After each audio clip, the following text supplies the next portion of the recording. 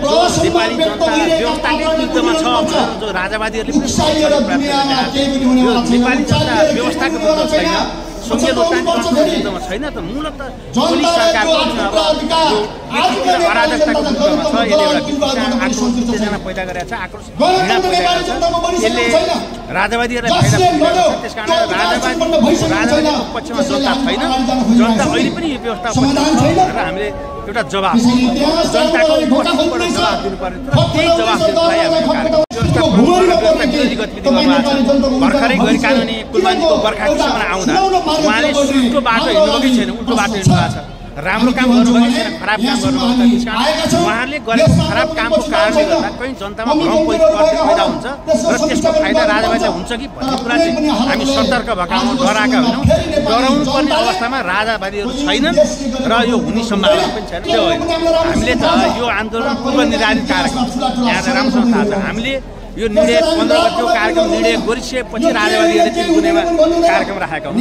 पछि उनीहरूको अराजकता हो र हाम्रो व्यवस्थित कार्यक्रम हो। हामीले घोषणा गरेपछि कार्यक्रम जुदाउन मिल्दैन, त्यो कल्पना पनि गर्नु। नेपालको सन्दर्भमा तपाईँले सोध्नु न राजावादीहरूलाई, राप्रपाले उपनिर्वाचनमा चुनाव जित्यो, पत्रकार महासंघमा चुनाव जित्यो, भर्खरै 16 निर्वाचनमा काहीँ सिट ल्यायो अनि 79 को चुनावमा 14 सिट आयो। त्यो 14 सिट आउन लागेको भोट दिएका राजावादीहरू हिजो पनि बाहेक थिएनन्, आज पनि हुँदैनन्, भोलि पनि हुँदैनन्।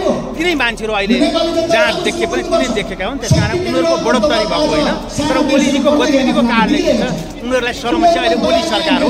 ओली सरकारको जुन अराजनीतिक गतिविधि, गैर कानुनी गतिविधि हो, असंवैधानिक अलोकतान्त्रिक गतिविधि हो। त्यसकारण त्यसको विरुद्ध पनि हामीले खबरदारी सेवा गरेको। सरकारमा बस्दा हामीले राम्रो काम गर्यौँ हो। हामी सरकारमा बस्दा सुशासन समिति सामाजिक न्यायको नेतृत्व गऱ्यौँ, 18 महिना सरकार सञ्चालन गऱ्यौँ, त्यसले जनतामा उत्साह पैदा गऱ्यौँ। ओली आइसकेपछि सबै भ्रष्टहरू जेलबाट निकालिएका छन्, भ्रष्टाचारका फाइलहरू बन्द भएका छन् होइन, कमिसनभन्दा बाहेक अरू केही काम भएको छैन। त्यस कारणले गर्दा हामीले पाएको अवसरको सदुपयोग गरेका छौँ।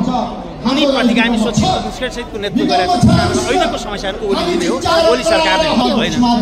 कुलमान घिसिङ एउटा कुशल व्यवस्थापक हो, एउटा चाहिँ कुशल नेतृत्व परिचालित क्षमता भएको उनले व्यवहारिक ढङ्गले प्रमाणित गरिसकेका छन्। राम्रा मान्छेलाई पुरस्कृत गर्नुपर्ने, राष्ट्रिय पुरस्कार दिनुपर्ने पात्रलाई जसरी गैर कानुन ढङ्गले बर्खास्त गरेर दण्डित गरियो त्यो गलत हो भनेर विरोध गर्ने कुरा त स्वाभाविक हो। हामीले सत्यको पक्षमा उभिएको, कुलमानको पक्षमा उभिएको, असल मान्छेलाई प्रोत्साहित गर्नुपर्छ, पुरस्कृत गर्नुपर्छ। त्यो दण्डित गरिसकेपछि के हुन्छ त भन्दा खराब मान्छेहरू प्रोत्साहित हुन्छन्, असल मान्छेहरू निरुत्साहित हुन्छन्। यस अर्थमा हामीले त्यो गैर कानुन बर्खास्तको विरोध गरेका। धन्यवाद।